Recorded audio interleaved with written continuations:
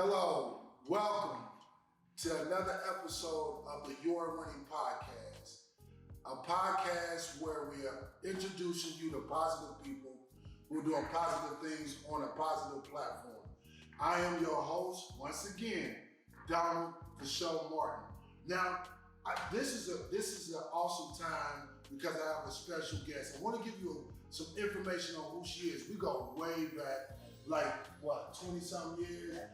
We both from George Washington, G-Dub, Washington High School. I was 93. What year was you? 94. So we're gonna get into all that, but I want to kind of give who you're introduced to right now. She's a mother, she's a grandmother, a healthcare profession, a caterer, an author, activist for women and homeless, and survivor by God's grace. Kelly Langford was born and raised in Indianapolis, Indiana, a mother of 2 children and grandmother of 4. She loves to fellowship with family and friends, has been in the healthcare business for over 22 years. She's been a caterer for 4 years, which the name of the catering company is Generations of Taste Catering. She enjoys feeding the homeless, and encouraging others. States that her greatest gift is always giving back and helping others. She is pressing forward in accomplishments, finishing her book. Through many setbacks, heartbreaks, and trauma in her life, she states, God has given her strength to never stop. She's been called to a complete mission, rather it's impossible to others or even seemingly to her. She states that she must and will complete what God has given her and what called her to do. So I want to introduce you, one of my great friends. We go way back. Let's give it up for Kelly Langford. How you doing, sis? So I brought you here today because, the Your Winning Podcast is all about positive people doing positive things on a positive platform. Now, I just read your bio. It's you are doing a lot of things within the community. And so I want people to get to know you. So let's start off. Who is Kelly? Tell me who you are. I'm a fun, energetic person. That's for sure. I'm basically what Donna was reading. I am a mother of 2 and a grandmother of 4. And I work in healthcare, work on a critical care unit. I've been a medical assistant for years, and I enjoyed that. And I also been in a catering business for going on 5 years, and that's Generation of Taste Catering. And I also enjoy doing that as well. I'm a very fun-spirited person, down to earth, like to keep laughing. Anything positive that keeps me going, anything negative, I just depart myself. So let's go. You said you've been in the healthcare for 22 years. What do you do in the healthcare? So, starting now with what I'm doing in this moment. What you started off doing, like 22 years So I started out just like being like a transporter at Community North, and then I became like a CNA, and then I just kind of worked my way up. I was in nursing school, and then life got in the way, but I didn't stop there. So then I ended up becoming a home health aide, worked in Nightingale Home Health Care for like 13 years. And I just kind of progressed myself up, and I worked at the Heart Center for years, the doctor's office, and then I ended up being at Methodist Hospital. That's where I'm currently working on one of the critical care units, which I'm their unit secretary up there. So you progressed in the healthcare business.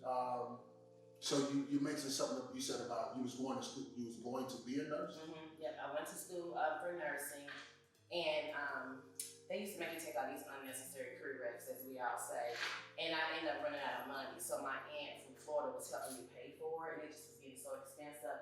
So I ended up quitting, but then I ended up going back. Okay. And they wouldn't take my credits when I went to a different school, and I just really didn't feel like dealing with a whole bunch of like transformation and whatnot. So then I had some domestic violence that I was going through that kind of interfered in the nursing program. So I dealt with that for years. So that kind of just like life got in the way. So this kind of gave me a setback. I'm just really trying to get some type of degree to just hurry up and get something to say that I was done. So do you mind touching in? Like you mentioned already domestic violence.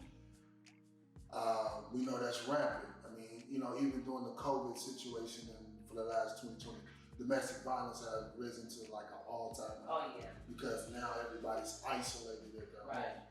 Can you touch on that? You mind touching Yeah, I'm on fine with that. I can speak on it now.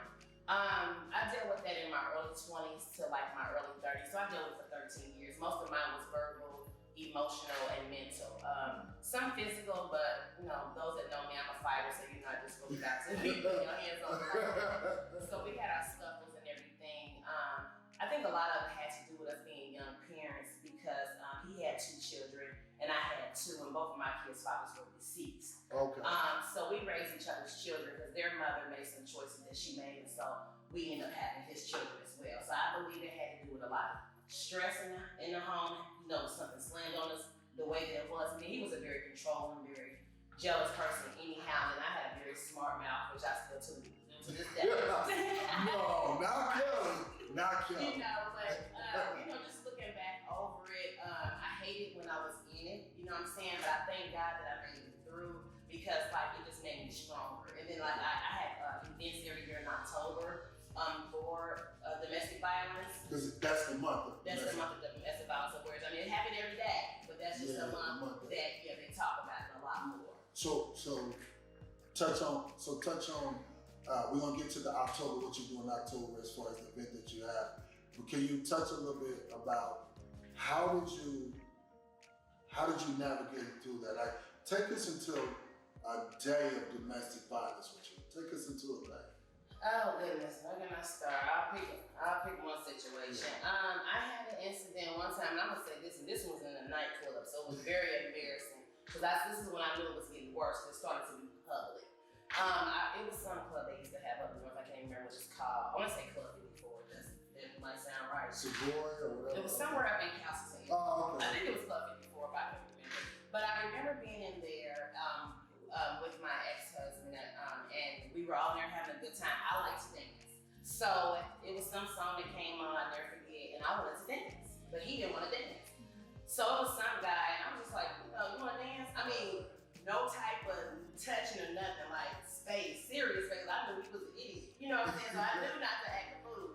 But he ended up dancing with some woman, and I was fine with it until they kind of like got the bumping and grinding stuff. And so I was just like, I asked you to dance with me, why you didn't dance with me? And then we ended up getting in this big old argument. And I remember I had these Afro puffs, I'll never forget. So I had these 2 Afro puffs, and so he like dragged me out the club, no lie. Like I was like, I'm just gonna have somebody else take me home because we're arguing. I know what this is gonna get into. He literally like, I'm leaving out the club like this. Like, I'm like, dude, this is so embarrassing. I'm not trying to make a big scene. And then people was kind of like getting in it like, you're not supposed to do that and different things like that. And it was so embarrassing. And that was one thing that ended up people started knowing I was going through that. Because I was real private. Because you know what happens in your home, we always say stays in our home. So I kind of kept it closed in, but like my family and those that were close to me knew that I wasn't a type of person that stayed home. So I was staying home a lot instead of being out and, interacting with my loved ones and stuff. So they knew something was going on. Right. Yeah. So that happened. Did you see domestic violence ever in your life outside of you? Like, because sometimes, we only do what we used to Right. seeing. Did you ever see that from your mom or your dad? Or? Not in our home. I have seen it, like my mom's close friends. Because I remember, I won't mention her name, but I remember her friend of mine's mother, we said we're close cousins. I would never forget it, being young, whatnot. And I remember her having a black eye, her mouth was wide. Oh, wow. And I was like, wow. As being a young child, and I'm like, why is he doing this to her? And it was really bad. So I was one of those nosy, paid attention to my mother and everybody around us, type of people. So when I seen that, I remembered that. And then her daughter as well went through domestic violence. And so when me and her daughter was talking about it, and I did say, you were younger than me, but I remember this when we were younger, that your mom went through this. And I don't think she ever knew, but I was the oldest of all the kids, so I remembered that. So you said you dealt with it for 13 years. Mm-hmm. How and why? Why? That's a good question. So first of all, I was scared. I have to admit, I didn't know. I never experienced that. I thought it was love because it kind of started off with the, oh girl, he just called all the time, But that right there is already need to know where I'm at. Then it started, what you wearing that? Why you wearing that? Why you not wearing that with me? Then the word bitch, that was my new name. You know what I'm saying? That came out a lot. I was the breadwinner, so it had to do a lot with finances. So I knew that's where I could beat him at and had the strength at. So every time we would be into it, I would, cut him thin in that area. And as far as being scared, I was, because he just was, he was stronger than me. You know what I'm saying? And then he just had this. He was very scary. It was like he would look like a devil. You just had to see it to believe it. You know what I'm saying? And I'm like, I ain't with fighting a man that's stronger, And I was like, will he actually hurt me or something? So anyway, that was dealing with a lot of that. It was a lot of shoving, pushing. He would never hit me in my face. Different things like that. The reason that I stayed as long as I did was because I was scared. I didn't know how to leave him. I loved him. I really did love him. I thought I could change him. That was a big thing. And then I was big with marriage. Marriage was, I'm like, we can get this, maybe this is our worst part. And then I thought about the things I'd done to men when I was younger, because me and my friends were off the chain. We didn't care about how y'all feelings were, So I thought this was my payback. So that's why I kind of stayed in as long as I did. But then once his children moved with us, I'm like, oh, I want to leave so bad. And I was so committed to them because, we use the word step a lot. You know what I'm saying? We really shouldn't. But I was like, well, they're really not my kids. It would be back and forth in my mind. I'm like, but I can't leave them if their mother left. What type of woman would that make me? So I stayed. I knew I was going to leave him because I left several times. And all type of stuff. But the kids is the reason I left. As soon as them kids got 18, as soon as they got 18, I was out of it. I didn't care what else was going on. I just felt like you can't turn your back. Because I thought about it as them being my own children that I birthed. I can't just leave them. You know what I'm saying? Right. So that's what made me stay. So you was a mother. I mean, you was, like I say, you wasn't a step. You was actually, you was willing to put yourself in harm's way to help benefit the kids. Yeah, because that's what was important. Like, most people say that don't even really make sense. Like, people be like, they're not even your children. Did you ever have people say that once they found out what was going on? Yeah, a lot of people will say a lot of stuff. They're like, you stupid, why you staying? And I just always say, because I don't judge anybody in that. Because I remember when we were in high school, one of my good friends was getting beat up. Yeah. And so we were like, girl, you stupid. I would never go through nothing like that. And me, myself, and another one of my good friends, we went through domestic violence from our husbands. And we used to be the main ones say, girl, I would never go through that. And we went through that. But then we moved on, and thank God, by his grace and mercy, we're still here. Amen. Because like you said, it's easy to say what we wouldn't do until we get involved. Until you get in a situation, and with domestic violence, I mean, so for 13 years, you taking on your children and taking on his children as your children. And you waited until they was 18. Once, soon as 18, happy birthday, I'm out. See ya, holla at you. We good. Yeah. But, so let me ask you this. How is your relationship with them? Oh, we have a relationship. Oh, you do?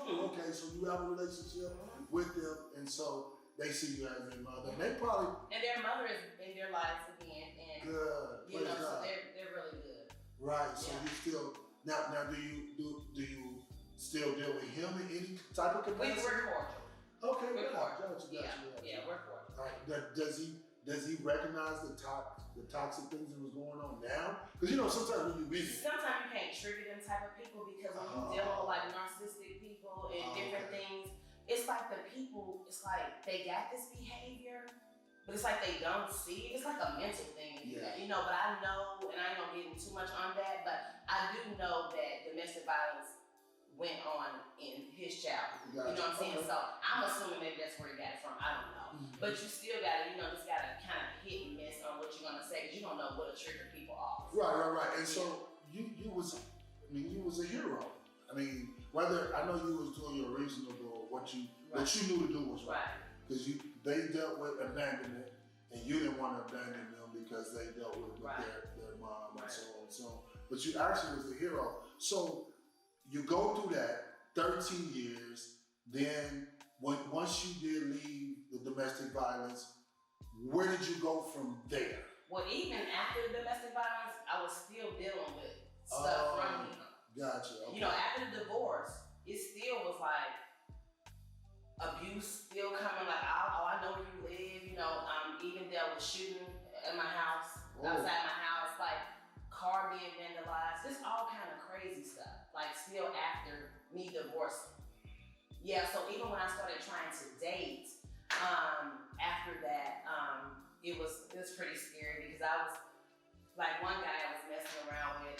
He was like, "Did you say you're such and such ex-husband in a such and such car or whatever?" Because I believe he's following me. So like you're watching my house, I'm assuming, because the dude was like, "I'm like, you want me to call the police?" He was like, "No, I'm gonna take him right where he want to be." You know, the dude, he followed the dude, and the dude was from Brightwood, so he done called his boys, and when he followed them, they was like already ready. And then I guess like he seen and kind of backed off, but I was dealing with that still after the fact that I left. So it's a pretty scary situation, and like you see a lot of deaths because the women are so scared. Then the thing about it is the way the law is. It does not protect you until the person has harmed you or damn near just killed you. Right. You know, so you just don't know which way to go. You just don't. I can't even imagine even after you made the decision to leave to better yourself. Now to be real, whoever's connected with you as far as who you're dating, who you want to be with, their life is in danger. But then there's two, like you said, my guy was from Brightwood. He knows some goons and he knows some people, and he like, okay, so now because of his anger, because of his toxic ways, he's putting his own life in danger. And now you got all this going on. But out of all that, you still moving forward. Sure, got to. So you still, I mean, I didn't even know that about you. I've been knowing you for a long time. But I appreciate you sharing, because to me, I'm still just the fact of 13 years and you dealing with all this chaos and all these things. Did you ever like want to give up? And did you ever want to just like whatever dreams and goals that I have? I did. I wanted to give up, but I knew my children. I couldn't do that to my children. Okay. I also wanted to take his life. I wanted to take his life. I had planned it out and everything, but he did not come home that day. Okay. I had planned out I was gonna kill him. I was like, either him or me. And I'm like, it ain't gonna be me. You know what I'm saying? I got these kids to raise or whatever. And the day that I decided I was gonna kill him, I had never seen a spirit a day in my life. I'm talking about how me and you sitting here, nobody was in the home, but my kids were to the right of me holding hands, and all I seen was tears in their eyes. This is all I'm planning at home to kill him, you know? And when I seen that, it scared me because I had never seen a spirit. And I'm just like, my kids are alive. Why am I seeing a spirit like this? You know, you think spirits are just from death. Right. So I'm like, wow. So he didn't come home, so I felt that was a good thing for me and him. You know? It was. And so I just said, you know, both of my kids' fathers are deceased. And then my kids will be left out here with my family to take care of them while I'm in prison. And this man's still gonna be out here doing whatever he wanna do. You know, or if I didn't take his life, say if I tried to kill him or something and it didn't go through, you know, whatever. But when I was telling the two people that are like my A1s from day one, they was like, you can't do that. And I'm like, and they thought I was joking and I was serious with the heart attack. And then when it came down to it, I was just like, how am I gonna take a life I didn't give? So I just got to praying more and got to writing, you know what I'm saying? And just different things. I would write letters to God and just put them in the water. You know, just it was just that's how my relationship with the Lord got stronger. I feel like He put me in a situation that I had to call on Him. Right.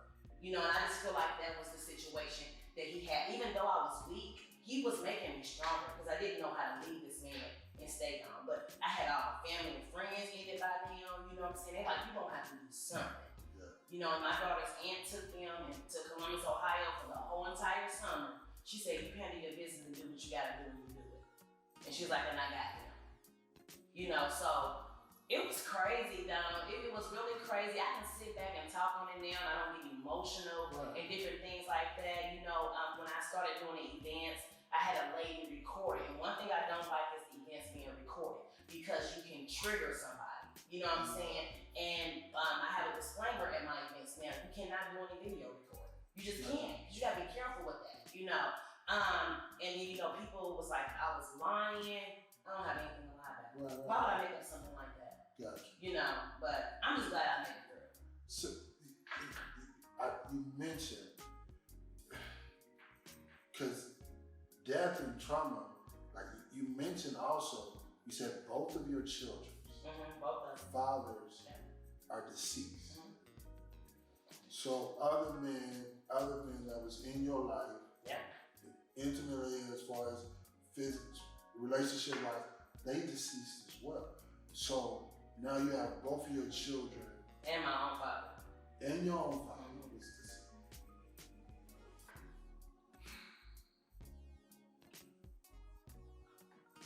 Real talk, huh? No, people gotta have a mental breakdown or something by now. I mean, I'm tired. Right.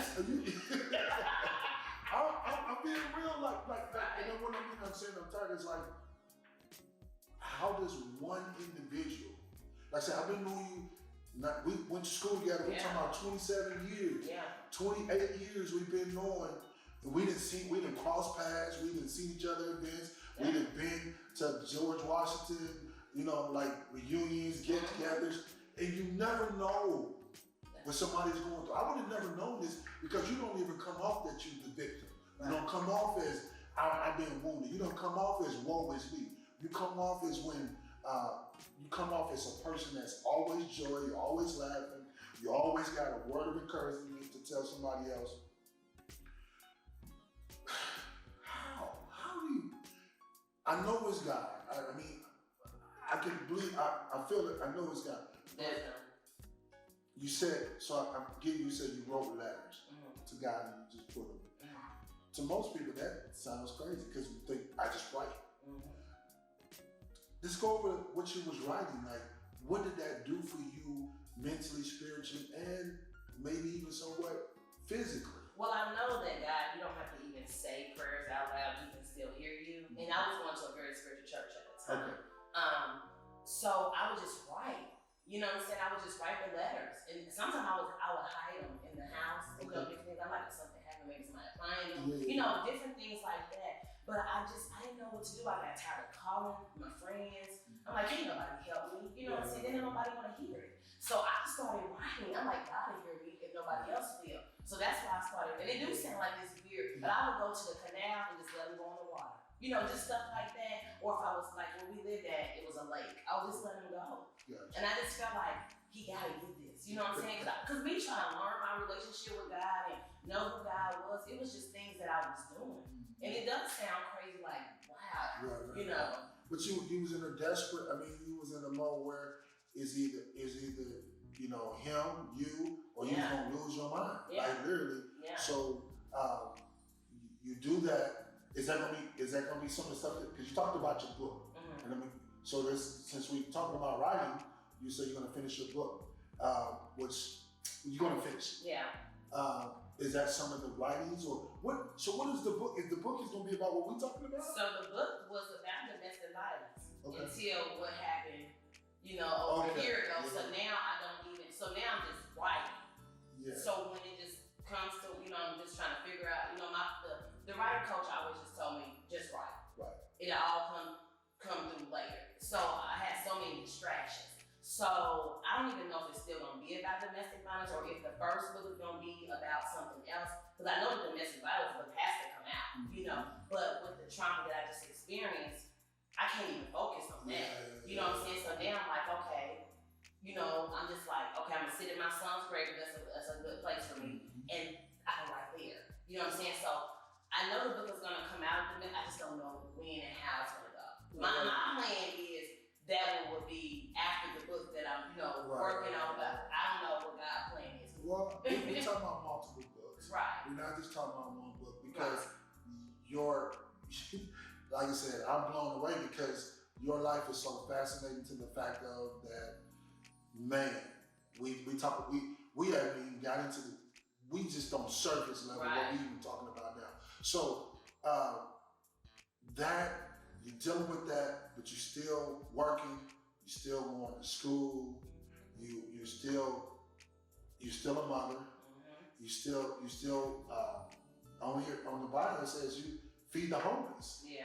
So even out of your brokenness, you still was being a blessing to others.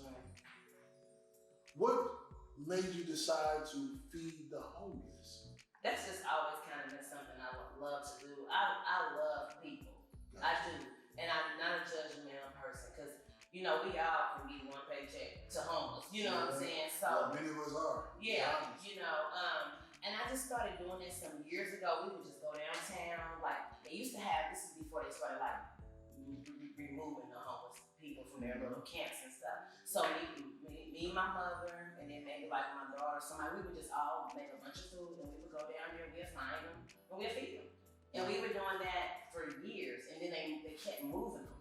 So then we just started going downtown. I didn't care if he was homeless or not. We got, you know, you ain't gotta be homeless to be hungry, you know. So we would start going downtown, and we'd just set our tables up, and we'd let them know we got food. There was a lot of people down there doing that. Okay. That was that had started being off and on with me a lot, because then when the catering started picking up a lot more, I was so busy with that and then work. But now I got me a new assignment. I noticed on West 38th when I go to the Dollar Tree, I notice every time I go in there, it's this one Caucasian and black man. And it's a couch, like nobody bothers me. Wow. And they're asleep back there. So I told my daughter, I said, that's gonna be my assignment right there. It's not far from home. Yeah. You know, it don't really matter where they go, I'll feed them. But I'm like, I'm always down in that Dollar Tree. Right. And I always got food. You know, so last week I made chicken and rice, hot water cornbread, and then I had like a bunch of stuff, and I took it down there to them. Wow. And I'm gonna feed you how I eat, because some people think homeless people, you're supposed to just give them scraps. No, them is my brothers and sisters, because they children of God as well. Right. So they gonna eat what I like to eat. Gotcha. And that's just how I feed. Yeah. So you went down there and gave it to behind Dollar Tree, like, how did they respond? Like, was they surprised? Well, the one gentleman wasn't there. This lady actually paid attention, because I seen this lady staring at me when I pulled up. So he was asleep, and I just kind of like, you know, woke him up a little bit, and I was like, I brought you something to eat. He was like, thank you, whatever. And so then I gave him the food and everything. And so when I was leaving, this lady was like, so you just came over here to feed him? And I was like, yeah. And I said, I just noticed when I come in here, you know, they're down here. And she was like, God bless you. And she watched me the whole time, from giving him the food, you know, until I got back in my car, until I pulled off. Wow. And I told my brother, I was like, oh, it just felt so good. I was like, because I miss going downtown doing that. Because sometimes people go downtown, some of them people will be aggressive, you know what I'm saying? And I'm like, you know, I just kind of, if I see somebody, you know, whatever, I give it. Even like if I get money, I know some of them people don't use that money for food, but I don't care. Right. I don't care. I feel like I do what I'm supposed to do. Right. Gotcha. You know, so. Man, so you doing the homeless, you mentioned catering. I've had your food before, and it is fire. Thank you. It is great food.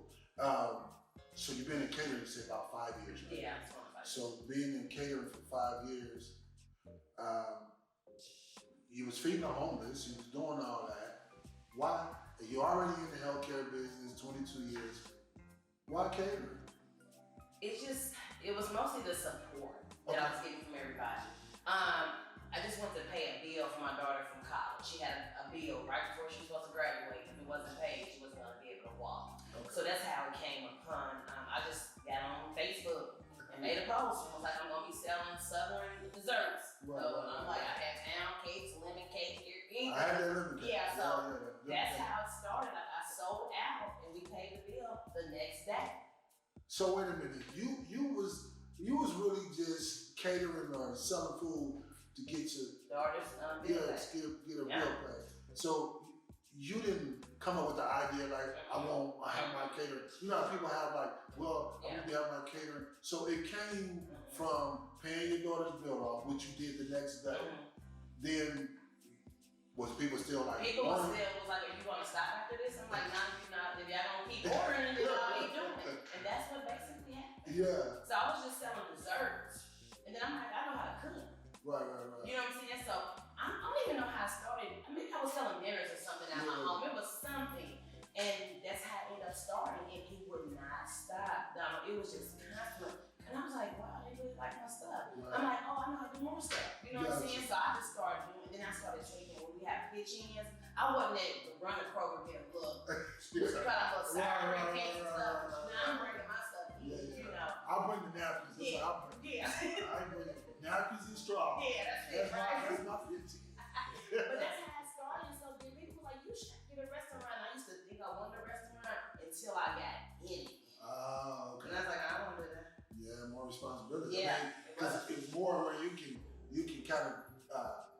you just were doing it just to pay the bill, and now the demand is more than ever. So now you're like, oh, okay, this is serious. And then people started asking me, could I cater? And a lot of times, places that they would have their events, you had to be licensed. So I couldn't do it, And so I was like, let me just see if I really want to do this. Quit my job and everything, cold turkey quit my job. At the horse and everything. You quit your job? Quit my job. Okay. Quit my job and was like, let me see how this is going to go. And it was going good, but then I had to have an unexpected surgery. And I was like, what am I going to do? Because I didn't plan. When I say I didn't plan, I didn't have no business plan. I didn't have like money stacked up or saved. Like everything just hit me at once. And I wanted to give up then after the surgery because I was down for months. So all the money I had made from the business, I was having to pull from already. Already in my bank account. I swear my right hand guy, you don't think I'm lying. My bank account, I drained them all the way down to probably not even a quarter. I'm not lying. And I kept saying, that's my business account. I don't even got no money in there. Yeah. And I kept saying, Lord, what am I supposed to do? I'm sitting here, I can't work for 3 months. My husband at the time, he was taking care of everything, and I could see he was getting stressed because I had a lot of bills, on top of that. And then with my car note and everything, but see, I kept my stuff ahead, so I didn't have to pay a car note for 3 months. Different things like that. Right. Okay. So you did it. So after the surgery, you down to a quarter. Get to a quarter. I'm telling you. Yeah, because you had to take care of business. Yeah. Did you go back into working? Is that what you did? Yeah. Right. I ended up taking a real petty job. Like, I swear my pay was cut like in half. No lie. Like, I was making like $20-something an hour. And I took this job only because it was paying weekly. It was like a home care job in Westfield to work with this little boy. And it was just like put him on a school bus, take him off, help him with his work, feed him dinner, whatever. And I swear that company was only paying like $12 an hour. I'm not lying. Okay. And I'm like, $12 an hour. I said, okay, it could be zero. Yes. So I took this $12 an hour times a little $30 hours I was working weekly, and it was money coming in weekly still. So then when I was starting to get my strength a little bit more, I would reach out to the people that was reaching out to me for like cakes or some type of food, and the stronger I got, I started getting back into it. And that's kind of how it started. It started back off. Because I ended up quitting the job. Oh, I would hope. Yeah, of course. Of course. Right. You're like, you had to do what you had to do. At that time, Yeah, it was a season for you to be there. And you was able to be surprised what you helped that young man out with. So then you go there, and then now in catering, you got some food that is in high demand, like some type of egg roll. Oh, egg rolls are amazing. Okay, so what type of? Because I see you all on the book, and I know people be demanding them egg rolls. Like, what type of egg rolls are these? So I do a Southwest chicken. Okay, that's great. That's the one. Southwest. And so then last year I started a Southwest shrimp. Okay. And then I do the regular veggie Southwest. And then now I do a Philly steak and cheese. So when you say Southwest, I don't. It's kind of spicy, so it has like the black beans, corn, the spinach, jalapeno. So there's no meat in there? Yeah, it's meat in the chicken one has the chicken. But you do have a Southwest where it's just veggie. Yeah. So you have the veggie, because more people are starting to eat, which is smart because you can stick with the Southwest with the chicken, but there's a lot of people that want to eat veggie, and that's pretty good. Now you do the Philly. Yeah. Somebody asked about it. I was like, that's simple. I'll go ahead and knock it out. You knock it out. A lot of stuff I know how to do, but some of the extra stuff people be asking me, I refer them. I don't even know these people I'm referring them to. I just know they specialize in that, and that's what I'm referring to. Just because I can do it all, don't mean I want to do it all. That makes sense. And I'm not going to do it all. So you refer other people, like the business you can, and not expecting anything in return. No. Wow. Because we all got to eat. We all got it, and it's enough on the table. It's enough. Let me tell y'all this. It's enough on the table for everybody to eat. You don't have to take from nobody else's food. There's enough for every plate. There's enough plates on the table. So when you did that, you also, because I remember you mentioned too about you got a granddaughter that she helps cooks. With the grapes. She helps me with the grapes and sometimes the cupcake because she wants the mix. So tell me about her. What's her name? So her name is Riley, but I call her Butter. Butter. Yeah, so everybody knows her as Butter. But every time if I'm just making something at home for like family or just whatever, she wants to help. She wants to help. So these grapes that I made,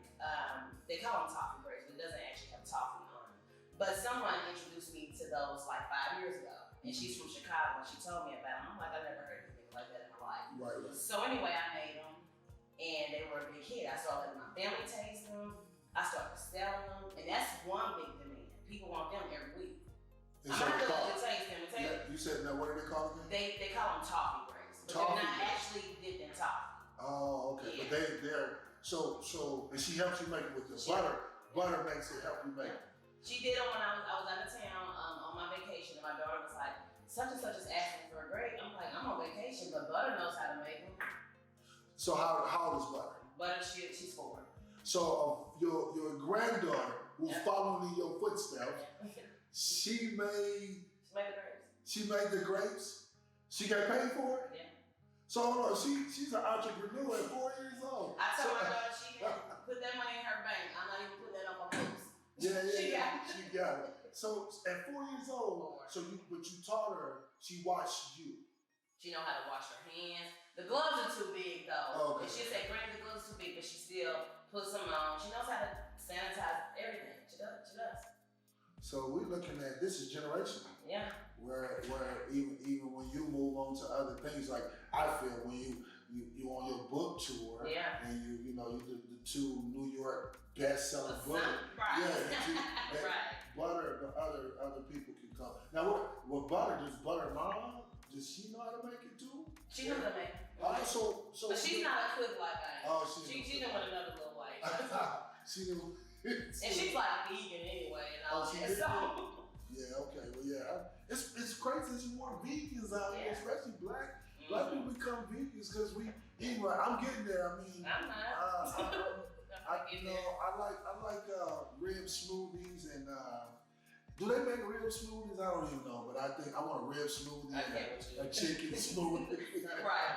Some bread or something. I'll eat some, Right. some chitterlings. I don't know, but I don't mess with chitterlings. I'm just playing. So you got that going on.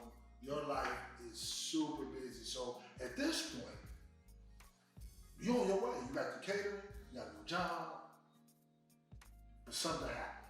Yeah. Something where it was on the news. Tell us, and I know this is a tough because I have followed you through it, I have prayed with you through it, and I have seen the aftermath of all of us especially in the George Washington community, how much, I can say this about George Washington, I can say about Washington High School. When we get together, even though we don't even see each other 5 or 6 years, when we see each other, it's like we never miss time. We never miss time. Yeah. When you hurt, we all hurt. Yeah. When you went with, so take us to the date, take us to where you was at, Okay. if you don't mind. Okay, so October 19 of 19, I was at home asleep, and my daughter, she wakes me up, and she's like, somebody's downstairs, they want to talk to you. We call my son, man. Okay. And so I was like, okay, give me a minute. I'm trying to get up, so I had to be at work at 7. So when I come downstairs, because I was taking too long, she came back to the stairs, and she was like, Mom. So I'm like, here I come. So I come downstairs, and I'm like, okay. Wasn't nobody in the house. But the way my daughter was looking at me, I knew something wasn't right. So I go to the door, I open it, before I open the door, I said, is it the police or something? Because my son like to hang in the streets. Yeah. So she was like, yeah. And I was like, oh, okay. He probably got in trouble or something. So as soon as I opened the door, I just froze. Because he's looking at me and I'm looking at him. And I see the IMPD, badge or whatever. But then I see chat. So I'm like, okay. So I look at him and I said, nah, you're not going to tell me what I think you're about to tell me. Because I just talked to my son, whatever. And he's just standing there and he's looking at me. And I was like, nah. That's all I kept saying. So I walked off.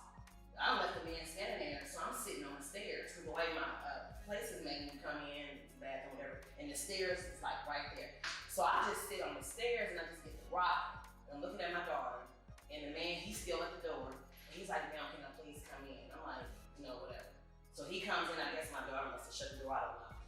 And all I remember him doing was kneeling down, to me. And so he was like, ma'am, is your son's name? And nobody can pronounce my son's name. And he said, is your is your son named Deontay's Lock? And I was like, yeah. And he was like, I don't know if he said he was shot and killed, whatever he was. It just went, like, I couldn't even hear this man no more. Like, he was talking, and I just was like, you know, and I kept saying, then I remember saying, are you sure? Are you sure? I'm like, 'cause my son, you know, he has a white Impala, he just got this car, you know, and I'm just going on and on. And he said, ma'am, I'm positive. I said, did he have his ID on him? How you find me? That's what I want to know, like, how you find me?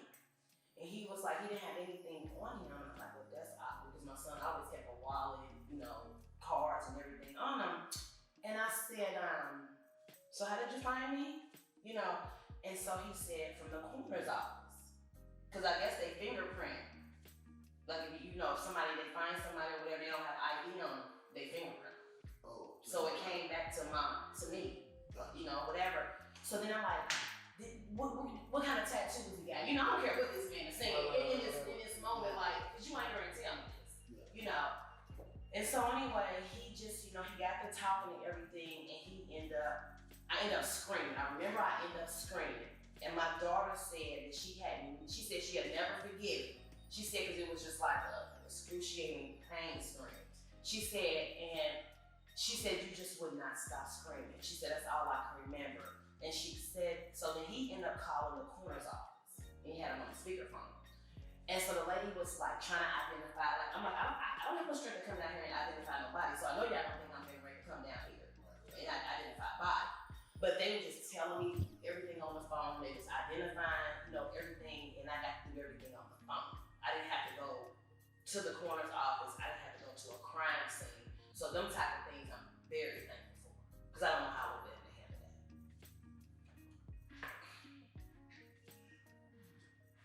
You know, did you kind of know something like when you were asleep? Because I always feel like losing loved ones. I lost my brother to violence in 2007. Always dealt with, did he know? Like, did he see something, or did my mom see something, or did she wake up in a certain like, did you know, was there anything unusual that day or the day before or the day that you talked to him? Well, the day before, because a couple of days before that, the last time I had seen him alive was that Wednesday before he got murdered. Because he called me and was like, Mom, I need you to take me, something about a radiator or some other stuff. And so that was the last time I had seen him alive. We were in Hallville, and I'll never forget. And so, but that Friday, because he had owed me some money, but he thought I was calling him Friday for the money, and I wasn't. Because if I don't hear from you a day or two, I'm like, boy, where you at? You know what I'm saying? So that Friday I called him, he should have been getting ready for work, but I didn't know he lost his job the day before, because he was having a car problem, so he was getting there late almost every day. So that Friday before I was going to work, he just the way he was talking to me just didn't sound right, you know. So I'm like, hey, he was like, hey, Mom, shit. And I'm like, for what? He's like, I ain't got that money. I said, well, I ain't call you for that. I was calling to see what you was doing. You know, whatever. I said, I'm not worried about that money. Whenever you get it, you know, you give it to me. And so I said, where are you? He was like, I'm off of Emerson. I'm like, what are you doing off of Emerson? And then he had the baby with him. And so I said, why you got the baby with you when you in these streets? Like, where's his mom? You know? And so he was like, man, she tripping. I was like, look, if you want to be in the streets doing your thing, take your baby home. I don't give a hell what she got going on. I don't need nothing going on with my grandson around. Because, I mean, you a grown man, I can't tell you what to do no more. All I can do is pray that God continues to cover you in whatever you out here doing. So, I was like, I love you. You know, if you need anything, call me tomorrow. I get out at 7:30. But when we hung up, I just didn't feel right. You know what I'm saying? I just didn't feel right, so I called him right back. And I kept saying, you sure you good? He was like, yeah, Mama, just trying to get this money. And I said, why you ain't even at work? That's what I said. He was like, oh, I'm about to go, or whatever. And so I was like, well, if you need anything, come over. I get out at 7:30 in the morning. That was it. I told him I love you. That was the last conversation I had with him. And then after everything happened, listening to my daughter and his other siblings, they said my son was calling them back to back that day. Just calling them back to back. And they said it was unusual but my son was just that type of person. He gonna keep on calling you until you hang, until you answer the phone, and then he don't want nothing. You know what I'm saying? He just was one of them. So they were thinking that was just one of his normal days. So then now they struggling with like, what if I went to the phone? You know what I'm saying? And it almost made me wonder if he knew something wasn't right.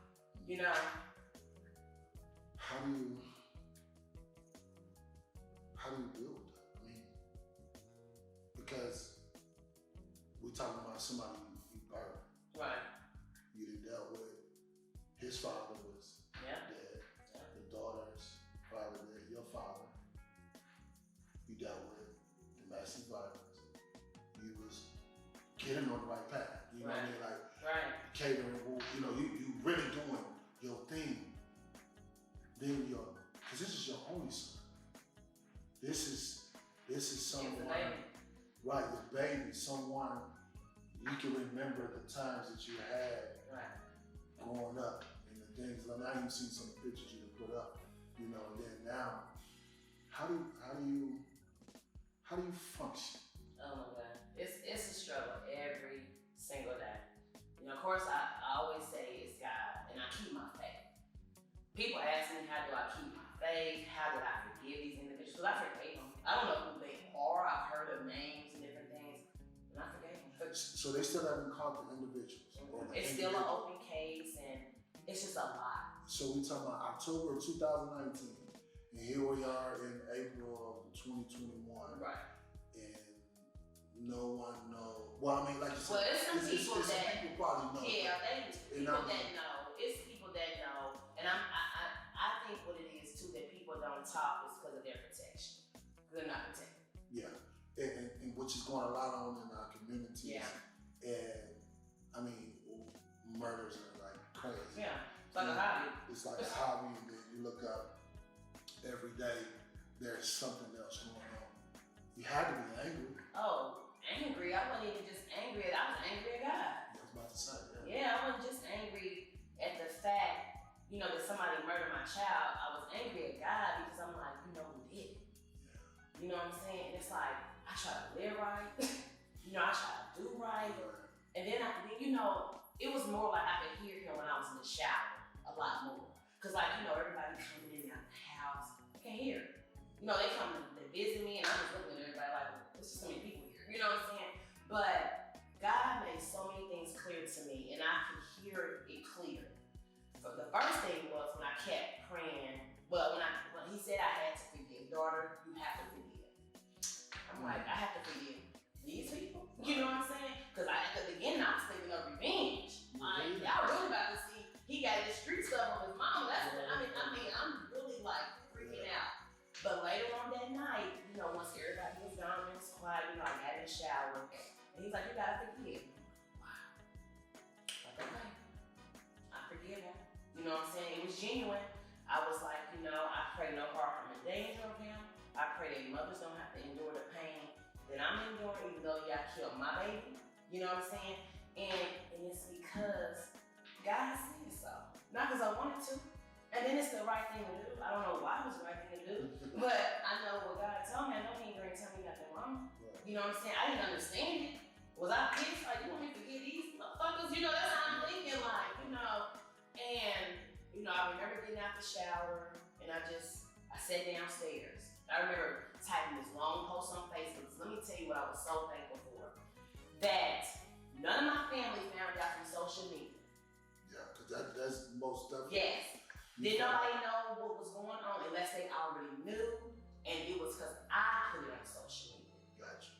You see what I'm saying? And when I put on there what I put on there, one of my pastors from my church, when he came over, he said, I'm a pastor. And I don't think I could have did what you did. And I was like, what do you mean? He was like, you forgave him.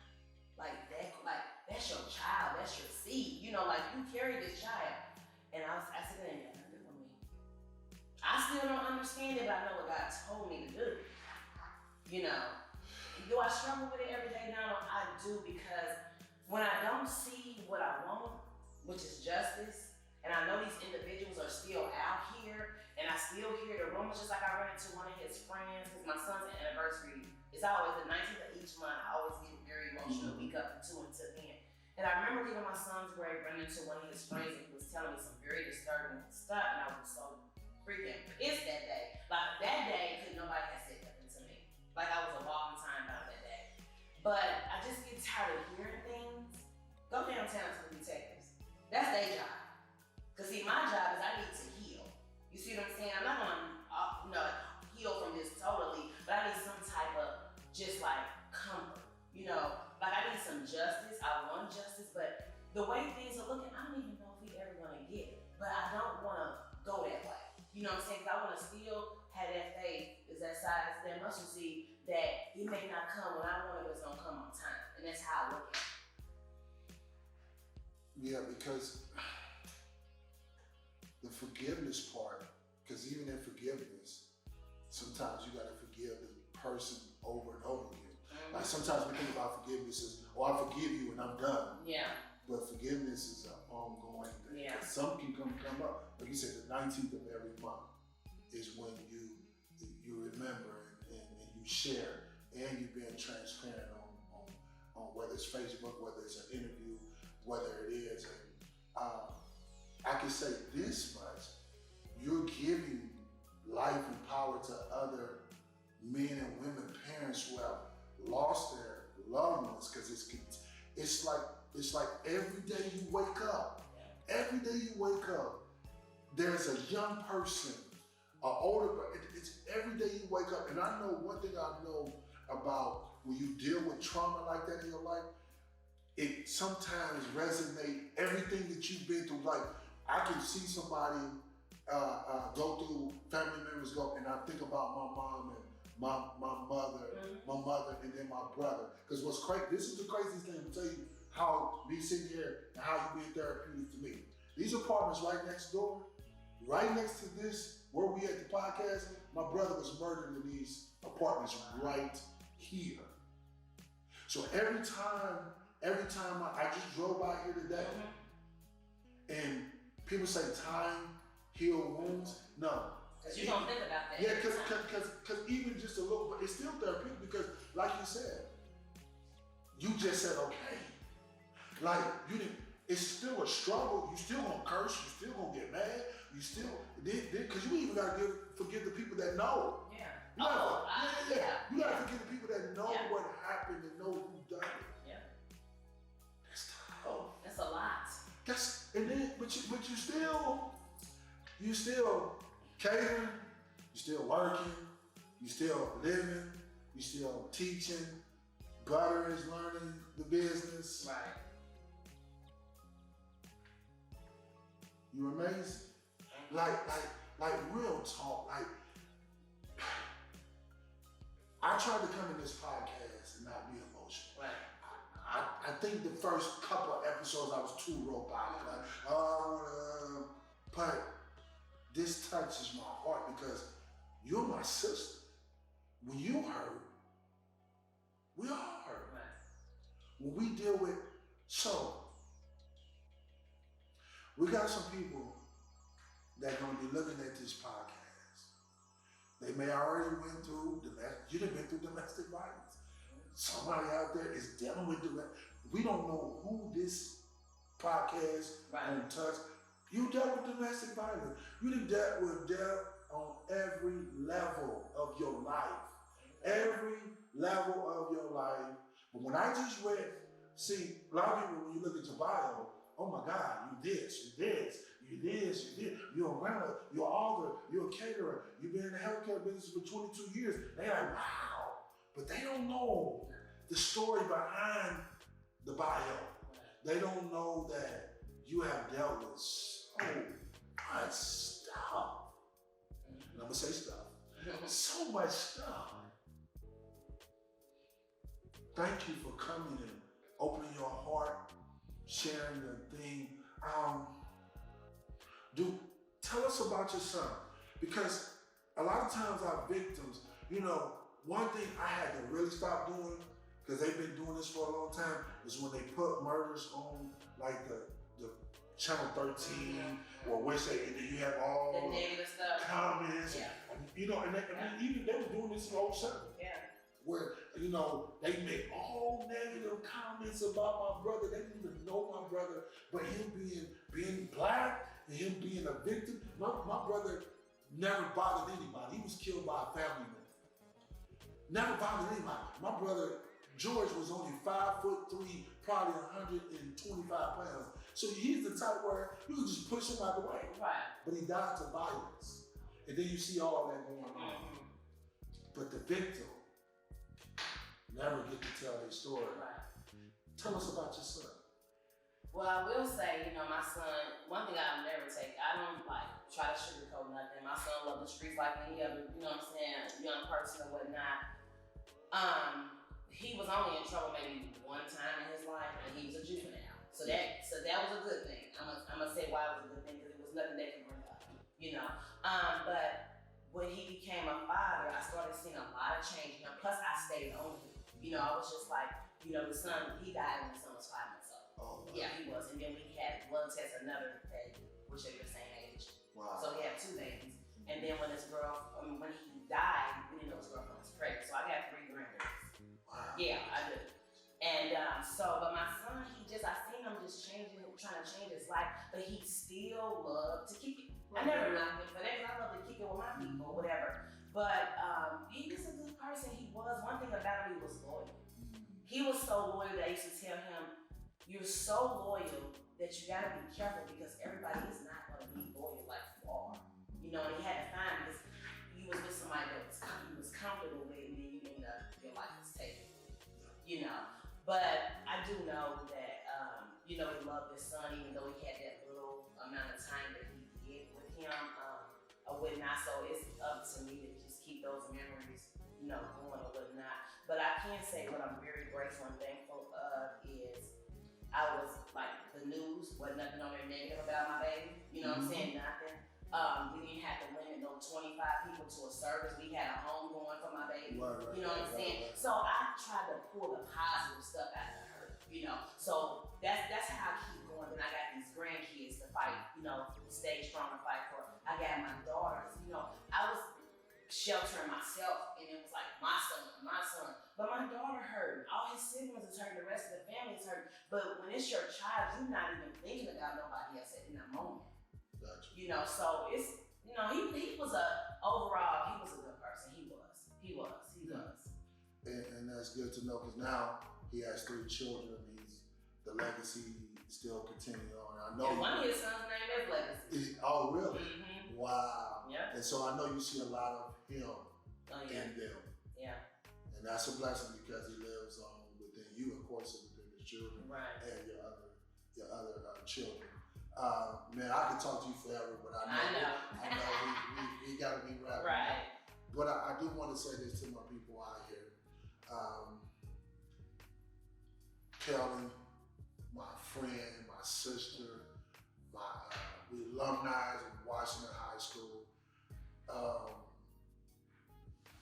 This episode, if you're dealing with domestic violence, if you're dealing with loss of loved ones, whether it's by violence or whether it's just by natural causes, whatever, sickness, listen, you just been introduced to Kelly. She's a mom, she's a grandmother, she's a health care worker, she's a survivor of domestic violence. She's an entrepreneur.